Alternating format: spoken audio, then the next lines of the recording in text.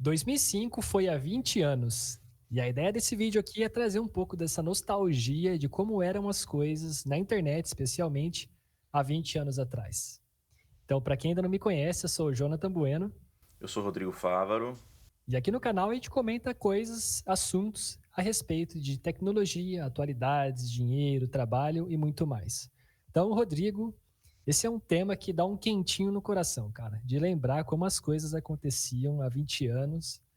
É muito nostálgico pra gente, que a gente viveu nessa transição de analógico para digital, toda essa expectativa que girava em torno da internet. E aí, qual que é a sua expectativa em falar sobre como eram as coisas 20 anos atrás? Ah, cara, sensacional. Era uma fase muito boa. Naquela época, óbvio, assim como hoje, né? A hora que a gente tinha, a gente ficava feliz com o que tinha, já achava que era o máximo, né? Demorar para carregar, demorar um minuto, aquela conexão de escada barulhenta, os primórdios da internet, Mirk, até ICQ, quem pegou naquela época, mas eu era muito fã do Mirk, usei muito o Mirk, adorava. Nunca me esqueço do meu primeiro filme baixado aí, que levou um mês para baixar. Baixava a 2, 3 kbps. Uma hora chegou a 5, eu quase tive um orgasmo de 5 kbps baixar um filme. Hoje, se for baixar um filme de mesmo tamanho, naquela época tinha acho que 700 e poucos mega que eles faziam para caber num CD, né? Mas 700 mega hoje baixa em menos de 10 segundos com qualquer internet, até no celular, né? E hoje tem os streamings, enfim, tudo muito mais fácil. Windows 98, Windows XP. Windows 98 principalmente muito mais problemático, né? Era difícil instalar qualquer tipo de hardware. Computador com o CD-ROM, que tinha uns joguinhos legais naquela época. Jogos em DOS, cara. Eu jogava em DOS. Tinha uma listinha de jogos em DOS que era maravilhoso. Tento recuperar esses jogos até hoje nos HDs que eu tenho aqui, mas não consigo achar onde que tá. Enfim, cara, só lembranças boas, assim. Foi o que me moldou, de certa forma, como profissional, né? Porque eu comecei estudando informática básica, depois fui evoluindo, aprendendo coisas novas. Comecei a ganhar dinheiro novo com isso, lá com os 14 anos. Formatava computadores, enfim. É uma época muito boa. Me formou a pessoa que eu sou hoje, graças às dificuldades daquela época. Eu não ganhava dinheiro não, era puro entretenimento, jogo, Mirk, cara, adorava o Mirk também. As redes sociais eram muito mais simples, né, do que hoje, mas parece que tinha um charme. Acho que essa expectativa que a gente tinha a respeito das coisas era que dava o charme. Né? E obviamente que para a gente conseguir falar disso, a gente tem que ver imagens, né, para ficar um pouco mais. É um TBT praticamente, né? Então eu separei aqui algumas imagens, a gente separou juntos. Por exemplo, a primeira imagem no computador aqui, que a gente estava falando em off, e essa aqui já parece um computador um pouco mais moderno, né?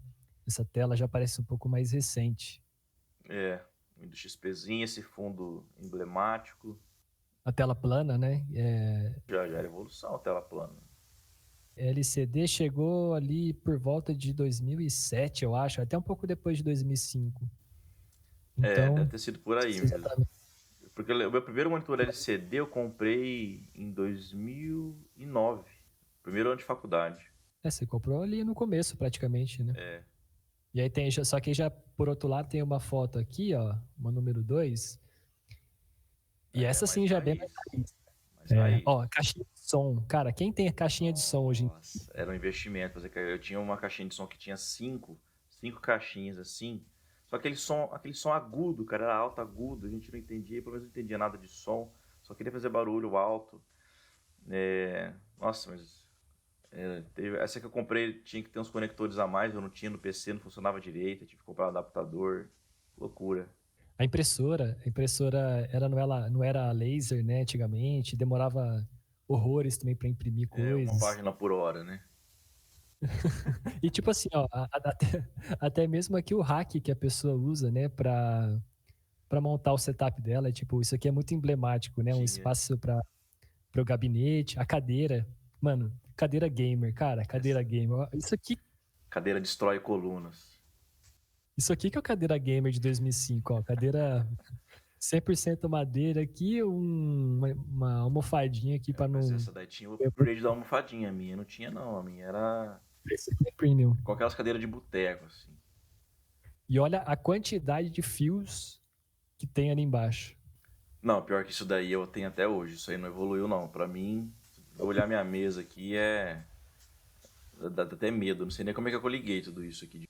Se bem que até, eu não posso falar muito, que até a minha mesa tem fio, né? Que eu uso essas stand desk, sabe? Se ela sobe e Hum. desce.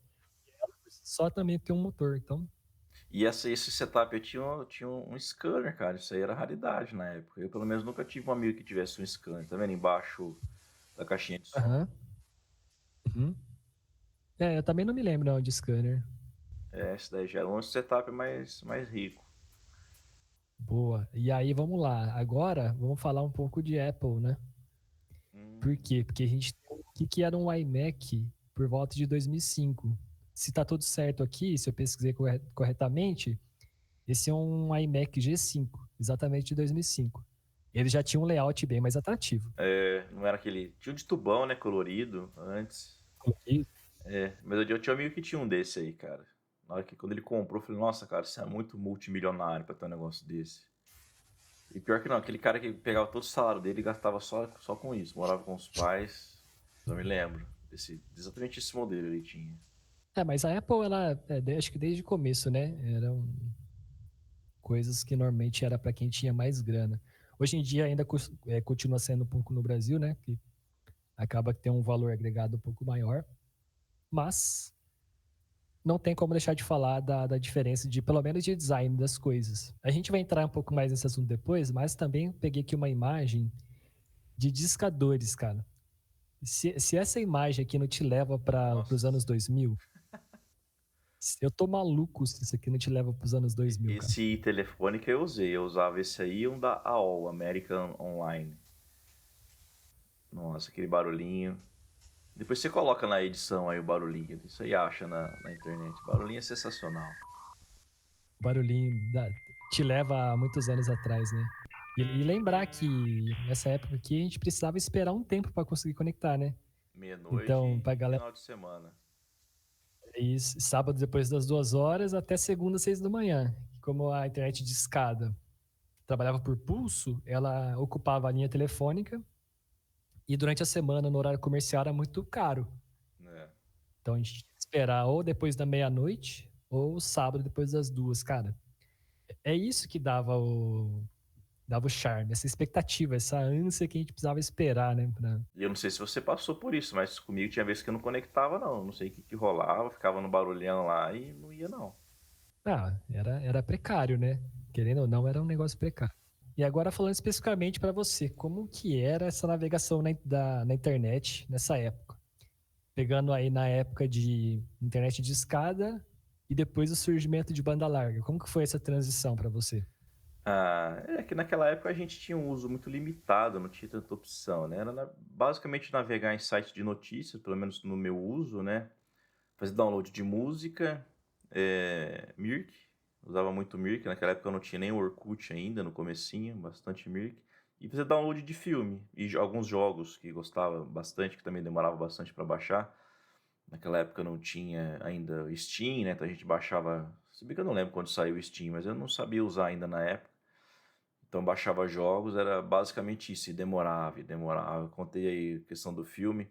Eu fiz meu catálogo de filmes aqui, mas era um filme por mês, de tanto que demorava para baixar. Aí a gente fomos fazendo amizade, aí tinha um amigo que tinha um CD que tinha filme, outro tinha também.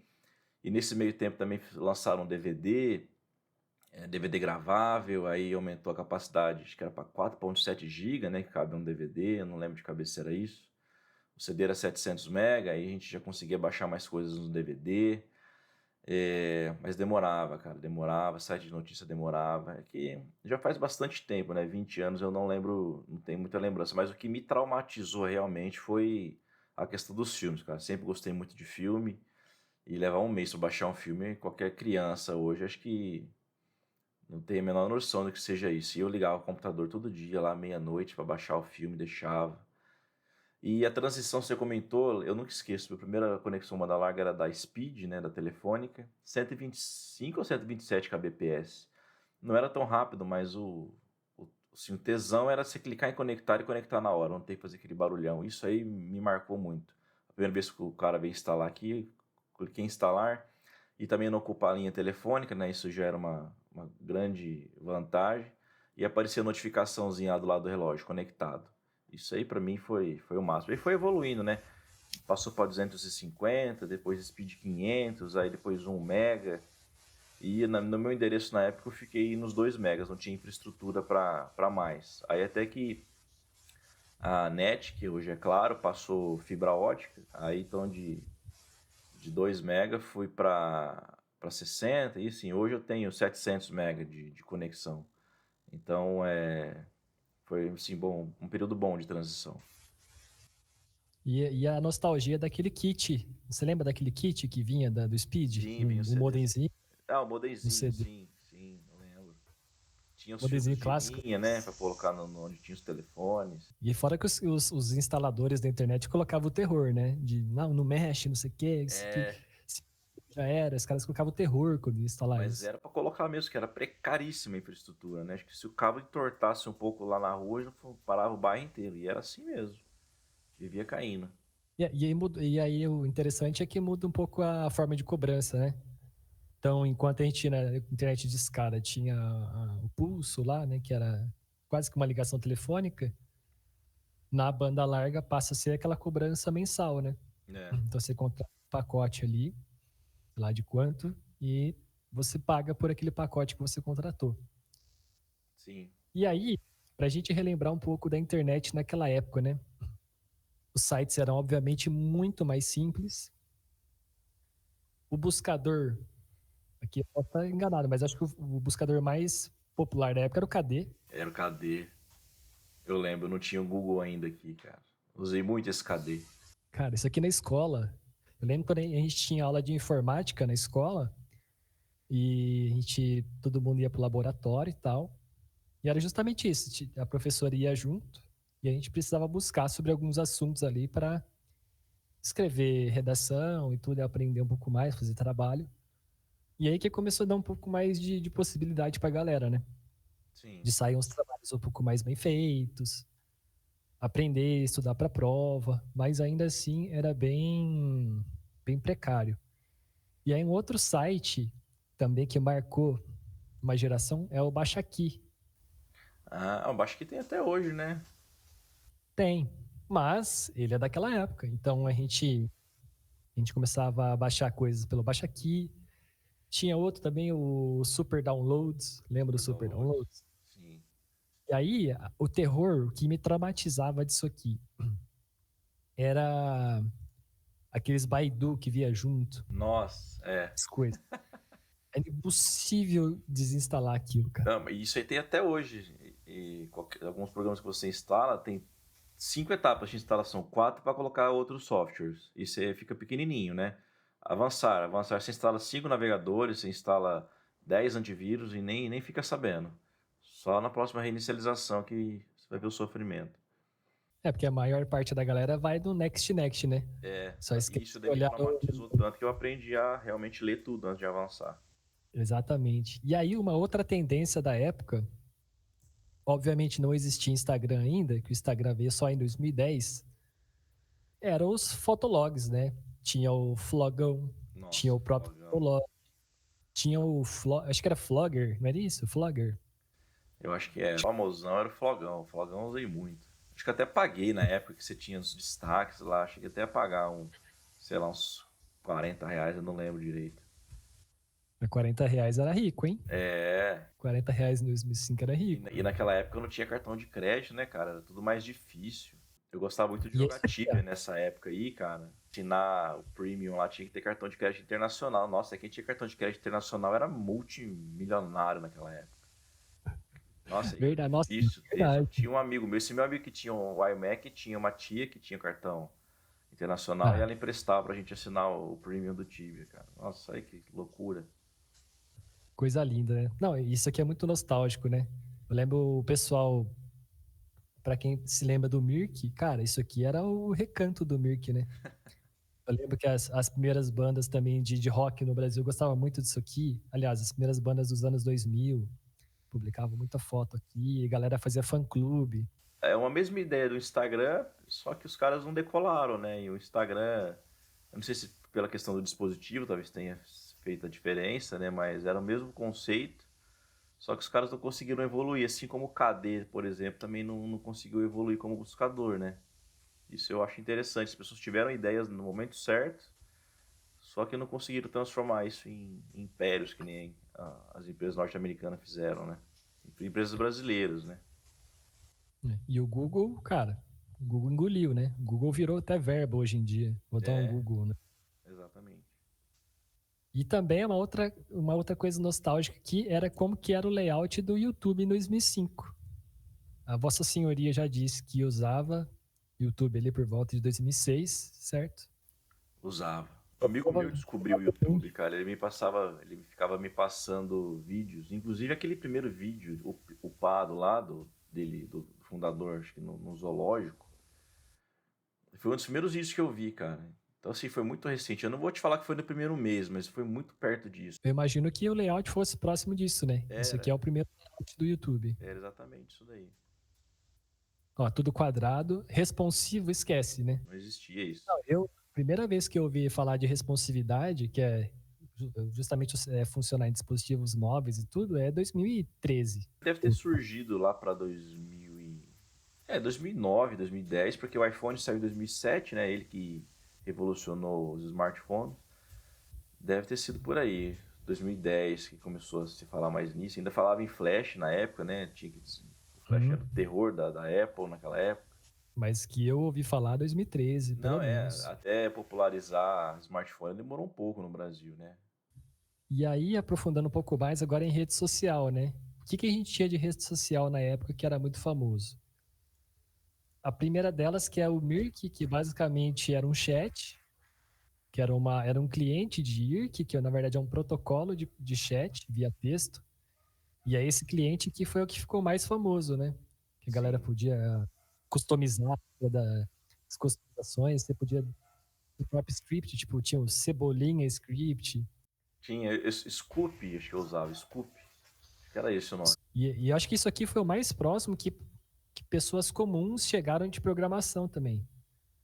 Porque a forma de você fazer algumas customizações aqui dentro, tipo, dar um olá para uma pessoa que entrou num grupo, muitas dessas vezes eram todas feitas com código de programação. É, Salvo engano, chamava de alias, um negócio assim. sim. Nossa, e os canais que eu participava, cara, eu era, assim, fanático pra ser operador. Esse arrobinha aí me lembrou. Tinha alguns que eu batalhei mesmo, cara, que tinha que ficar convidando amigos pra entrar no canal. E se você tivesse uma meta lá e atingisse ela, você virava operador. E tinha os níveis de operador, nível 100, nível 200.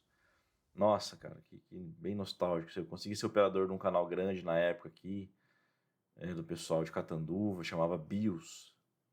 Tenho lembrança disso até hoje. E aí tinha o Voice também, né? Eu não lembro o que o Voice era, se era uma espécie de moderador Ah, ou alguma o coisa que assim. tinha o maisinho, né? É o Não era Voice. não era o arroba. Chamava Voice Era o que o tinha o mais? Que tinha. Voice. Voice.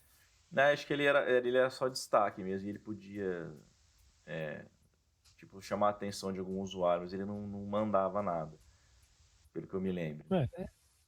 Talvez fosse algo próximo de um moderador.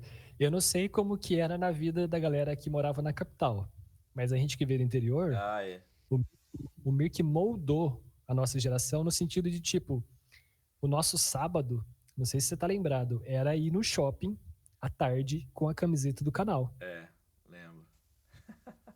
Era o Cara, rolê isso da era o época. nosso. E aí a gente ia com a camiseta do canal, com o arroba atrás, o arroba não, né? Com o nosso nick atrás, que era o nosso apelido. Cara, isso aqui era demais. Passava o sábado, ficava o inferno no shopping, Isso. lotado de Aí, gente. meu rolê era esse ou Lan House. Lan House, House. passava sábado inteiro na Lan House jogando CS. Eu não passava sábado inteiro porque não tinha grana. Eu lembro que era tipo. Tinha pouca grana, então normalmente eu fechava aquele pacote que era acho que R$ 5, 3 horas, um negócio assim. Acho que esse era o mais clássico. E aí tinha umas lan houses que eram um pouco mais cara. Mas aí a minha pira em lan house era jogar CS. Por quê? Eu ia CS 1.6. É, 1.6. Tinha a galera que jogava Tibia e tal, mas o Tibia, como era tranquilo jogar em casa, não precisava de PC bom, era de boa. Mas como o CS eu não tinha placa de vídeo, o meu CS era ridículo em casa. Nossa, eu também ia pra jogar porque no meu PC de casa não rodava, não tinha placa de vídeo. Meu processador era um AMD Duron de 1.3 GHz. Cara, que loucura isso. Hoje qualquer celular vagabundo tem 20 vezes mais capacidade de processamento. E a gente não conseguia É, jogar. os ricos tinham o quê? Um Pentium 4. Acho que foi o É, Pentium 4 2007, ali mais ou menos. Quem tinha um Pentium 4, um PCzinho com uma placa de vídeo, uma GeForce de, sei lá, 256. 32 megas. Ah, Não, 32. não. 32 já rodava o CS naquele modo OpenGL. Um amigo meu tinha uma de 64, lembrei agora. A minha primeira que foi de Rodava liso. 256. Não, rodava liso. Não, 256 é só milionário que tinha. Não, já foi mais pra O meu, frente já. o meu usava os vídeos on-board. Então era aquele Direct 3D lá, cara. As bombas não tinham efeito, o flash não tinha Tinha que efeito. pôr tudo no mínimo de gráfico, né? Era uma tristeza. E aí o que acontecia? Eu ia pra Lan House por quê? Porque o PC da Lan House tinha 128 MB de placa de vídeo. E aí rodava, ó, Nossa, lisinho. que coisa, né, cara? É. E aí, continuando, o que a gente tinha também, que era muito comum na época? Bate-papo da UOL. Nossa. Isso aqui começou a atrair gente, assim, de uma forma... Era, se eu não estou enganado, era quase que um concorrente do Mirk, né? Que era o mesmo propósito. Eu não cheguei a usar muito, porque eu sempre tive a impressão, inclusive acho que existe até hoje, o bate-papo do UOL. Mas era muito pra, como se dizer assim, mais pra galera mais 18 mais, assim, que queria fazer umas paradas mais loucas. Hum. O bate-papo do UOL. Os Eu acho tiozão tentando viciar a gente ali. isso aí, eu acho que era mais essa pegada aí. Inclusive, acho que até hoje. Mas é daquela época também, cara. Tinha as salas, né? Da cidade. Você chamava a atenção da pessoa. Eu, pra ser sincero, eu usei também bem pouco, mas não dá pra negar que foi uma coisa que marcou bastante essa época. Sim, E sim. aí, uma coisa, isso aqui é pra quem é raiz de verdade da internet, que é o ICQ. Não, isso Eu aqui usei é. pouquíssimo. Eu usei pouquíssimo. Tinha Eu gente, eu usei lembro, que pouco lembrava também. o número. Você lembrava o teu número do ICQ? Não, não. Eu fui usar o ICQ bem no final dele, sim. Então, tipo assim, eu instalei, mas já entrou em desuso porque o Mirk assumiu. Então, muito pouco. Se eu loguei uma ou duas vezes, foi muito na época. Mas isso aqui, querendo ou não, são os primórdios, né, dos mensageiros, digamos assim. É. E aí, pra mim, o que mais são dois que mais marcaram pra mim. E esse é um deles, que é o MSN. Ah, isso aí. Isso Horas aqui, e cara, horas dentro disso aí. colocava status, aí você brigava com uma pessoa, você postava um status ali com indireta, colocava uma música. Lembra que você podia pôr uma música, now playing? Sim, sim. Faltou você colocar junto o print do Winamp aí. Aquele reprodutor de música que ficava do ladinho. Era MSN e o Winamp tocando música. Vou pedir para a produção colocar na edição aqui uma fotinha do Inamp junto. Mas, cara, o MSN, pra mim, tá no meu top 2, tá? Eu não sei se é o primeiro ou o segundo. Por quê? Meu top um, 2 também de, sim, encantos naquela época foi o Orkut. Ah, mas o Orkut Cara, veio eu bem era. mais depois, né? Acho que foi 2004, será que o Orkut saiu? Deixa eu ver aqui. É de 2004. É isso? Foi até 2014, que segundo o nosso querido Wikipedia. Então, ou É. seja, era daquela época. Daquela época. Começou ali. Eu usei muito forte ali já em 2007, 2008, mas em 2005 já tinha. E, cara, isso aqui pra mim era o suprassumo de rede social. Não, o Orkut. É que foi, uma coisa foi matando a outra, né? Assim, o Mirk matou o ICQ, o MSN matou o Mirk e o Orkut matou o MSN. E o Facebook matou o Orkut. Então, uma coisa foi matando a outra. E tem que lembrar também de uma outra rede social que eu não coloquei aqui, mas que ela foi bem importante. E, salvo engano, ela foi uma das maiores naquela época, que era o MySpace. Você lembra do MySpace? Lembro, Zé. Ela era muito famosa nos Estados Unidos, né? Aqui não pegou tanto por causa do Orkut, né? Tanto que o Orkut só funcionou no Brasil, né? No Brasil e na Índia, se não me falha a memória. Quando. Você lembra quando fecharam, encerraram as atividades do Orkut, cara? A galera correu pra salvar as fotos, porque já tava usando o Facebook, né? Nos Estados Unidos, antes do Facebook, era muito famoso o MySpace e o Friendster. Inclusive, foi o que inspirou o Facebook de certa forma. E a Facebook veio e destronou todo mundo aí, né? Mas o MySpace durou por bastante tempo, ainda que eles foram caindo, não conseguiram evoluir. Mas eu lembro também, é dessa época aí. O MySpace, se eu me lembro bem, assim, a galera usava muito pra acompanhar algumas bandas de fora, tá ligado? Tipo, a Verdade. galera do Brasil tinha muito acesso às bandas que a gente não conhecia muito ainda. E aí o pessoal ficava todo, né? Porque conhecia a banda da moda dos Estados Unidos, mas que ainda não era tão popular no Brasil. Uhum, E ó, verdade. próxima foto aqui é o Facebook no início, que ele ainda tinha o nome Ah, de Facebook. nossa, eu acho que eu entrei, já era Facebook já, Uhum. mas eu não vou lembrar o ano, não sei se é 2009, acho que foi 2009. 2009 já era Facebook. Mas aqui, salvo engano, é 2004, 2005, na minha pesquisa, e ainda tinha esse nome de Facebook. Eu nem lembro por que exatamente, tem na história dos caras o porquê disso aqui, Quem mas, começou com pô, esse nome é a sugestão lá do investidor, o Sean Parker, pelo menos no filme fala isso, né? Que era pra tirar o D e deixar só Facebook. e com toda razão, né, que fica bem melhor. Ah, é. Mas, ó, o layout totalmente diferente. Ah, Vou era. ser sincero, o Facebook hoje eu dou meio que graças a Deus, eu não uso muito mais. Ah, eu vejo. Eu tive essa visão por um certo tempo, quando eu cheguei a me afastar um pouco de lá, mas, cara, como tá tudo muito integrado hoje, com o lançamento do Meta, eles integraram muito bem aí o WhatsApp, Facebook e Instagram. Para criador de conteúdo, principalmente, e também para a questão do algoritmo, ficou uma rede interessante para trabalhar, né? Pelo menos o meu algoritmo é muito bem trabalhado para coisas do meu interesse. Isso eu consegui fazer muito bem. E acabou assim, por ser uma rede revolucionária, vamos falar assim, acabou que as pessoas mais velhas acabaram ficando por lá, né?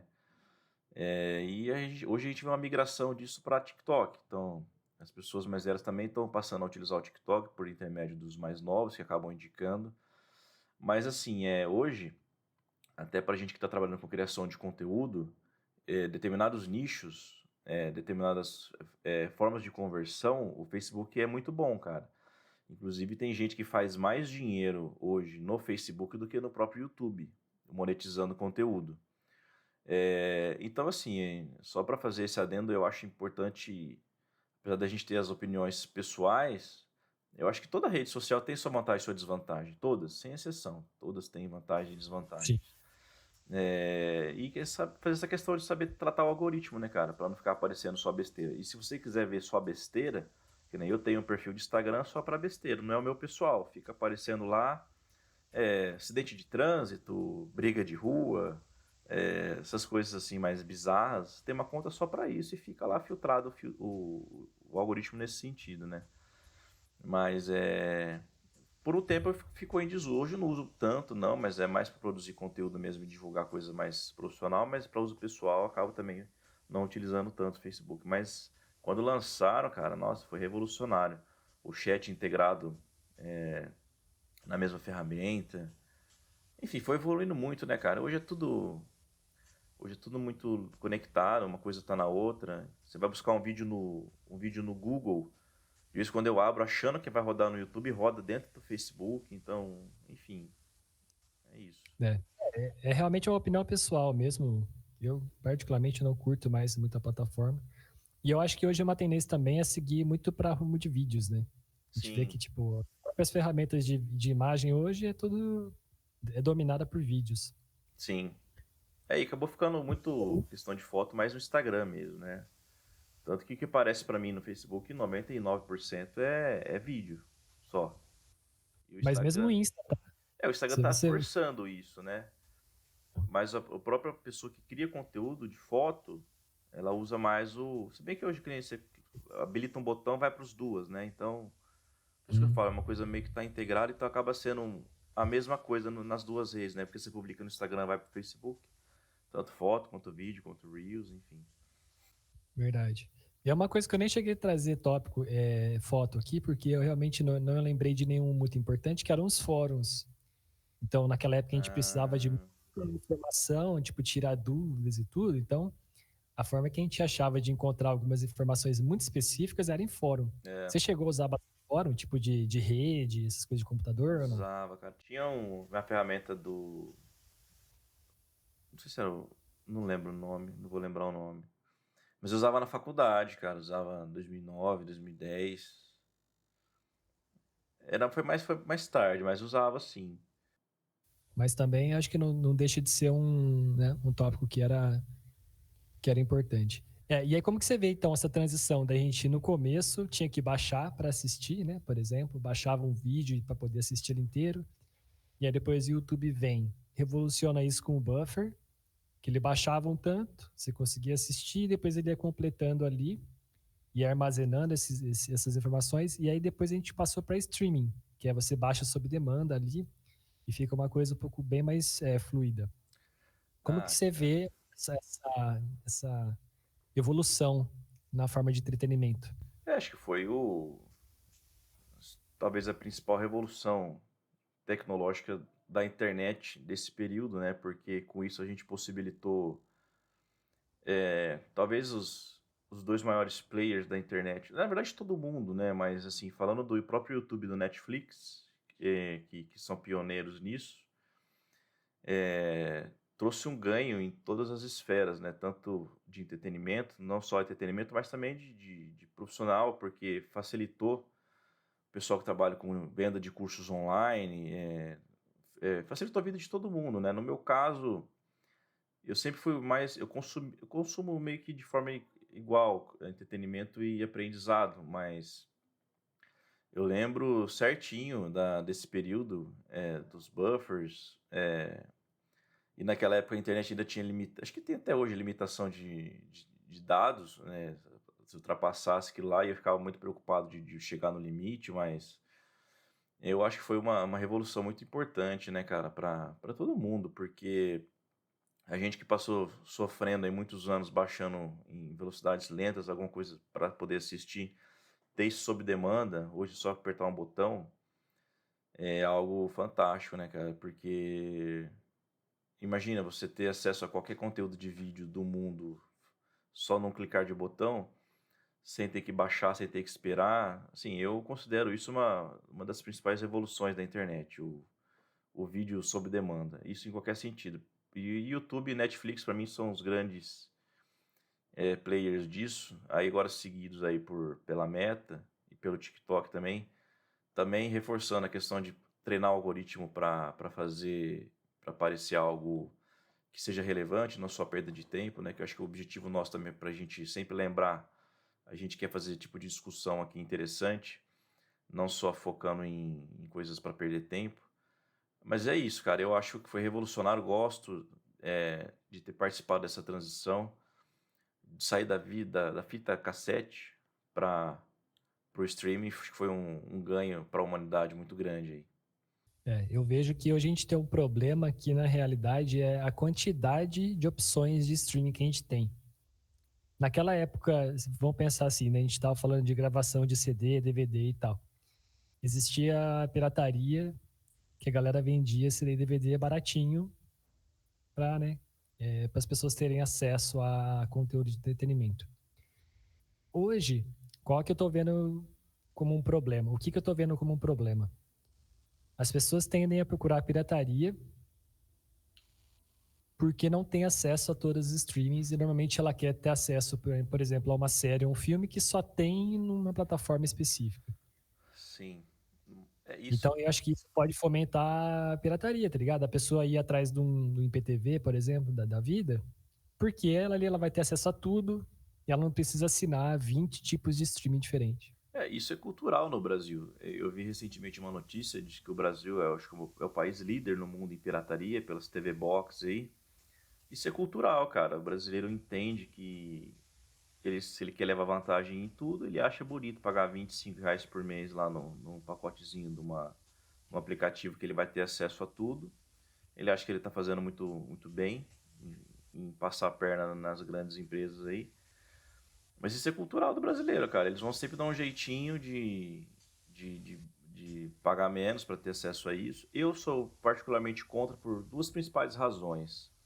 Essas TV Box, essas coisas. Uma por segurança, porque eu não sei se esse dispositivo que eu estou colocando na minha rede oferece algum tipo de risco para minha rede, porque isso aí de repente veio lá da China.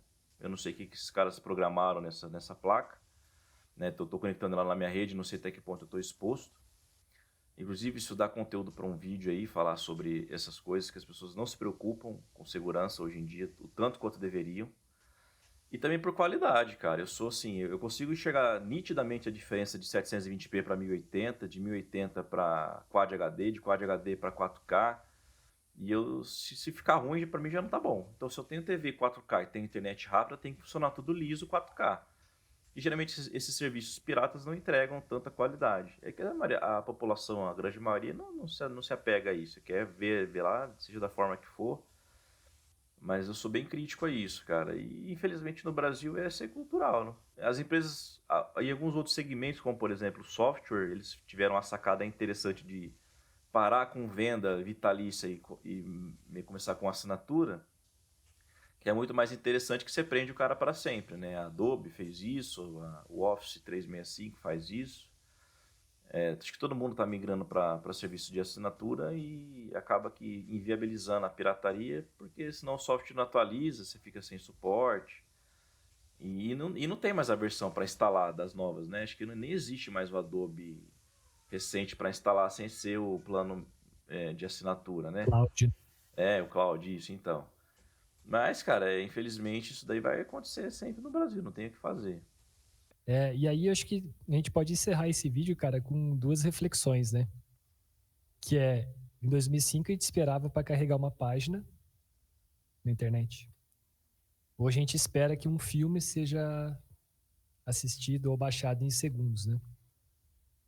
E a É, outra reflexão seria o quê? Será que a gente conseguiria viver no mundo com menos conectividade? eu acho que não. A nossa geração hoje é ultra dependente de conexão, né? Para tudo. O que me incomoda de certa forma, que nem eu trabalho no comércio, e o pagamento por Pix está muito universalizado no Brasil, né? Só que as pessoas se esqueceram que precisam de conexão com a internet para usar o Pix, né? Então, isso de certa forma atrapalha. A pessoa não anda com R$ 1 no bolso, cara. Eu fico assim. Óbvio que a tecnologia avança, mas a pessoa não tem o cuidado de ter um plano B de pagamento, porque nem sempre está com internet.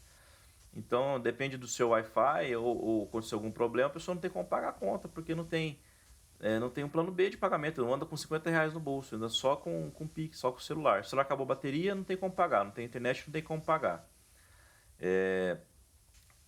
Ensino, educação também.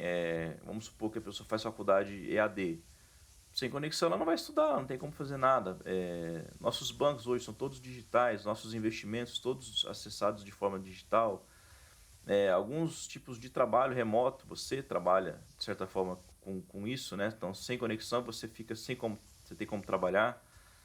Muita gente está nisso. Serviços de delivery, imagina o que seria do iFood sem internet, o que seria da Uber sem conexão.